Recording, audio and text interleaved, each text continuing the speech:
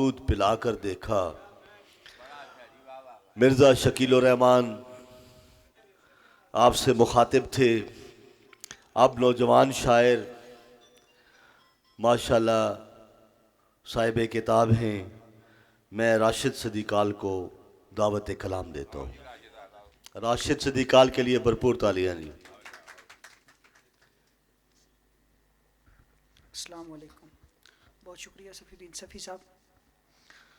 जनाब सदर और मेहमानानी खुसूसी की इजाज़त से एक शेर के उलझा हुआ हूँ इतना कि पेचीदा नज़र आता हूँ। उलझा हुआ हूँ इतना कि पेचीदा नज़र आता हूँ। अब मैं हंसते हुए भी अक्सर संजीदा नज़र आता हूँ। बहुत शुक्रिया। उलझा हुआ हूँ इतना कि पेचीदा नज़र आता हूँ।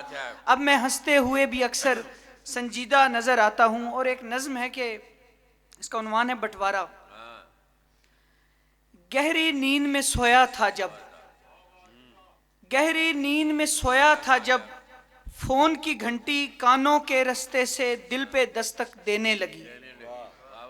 मैं चौंका और लाखों वसवसों से लड़कर, मैं चौंका और लाखों वसवसों से लड़कर दिल ही दिल में कलमा पढ़कर, मैं चौंका और लाखों वसवसों से लड़कर दिल ही दिल में कलमा पढ़कर तकिए के नीचे हाथ फिराया, फोन उठाया।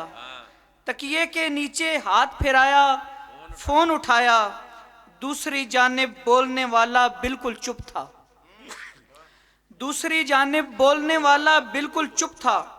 हाँ लेकिन कुछ पल के बाद उसने चुप को तोड़ दिया और जब्त का दामन छोड़ दिया। हाँ लेकिन कुछ पल के बाद उसने चुप को तोड़ दिया और जब्त का दामन छोड़ दिया। तब मैं समझा दूसरी जानिब आहों में डूबी आवाज थी उसकी।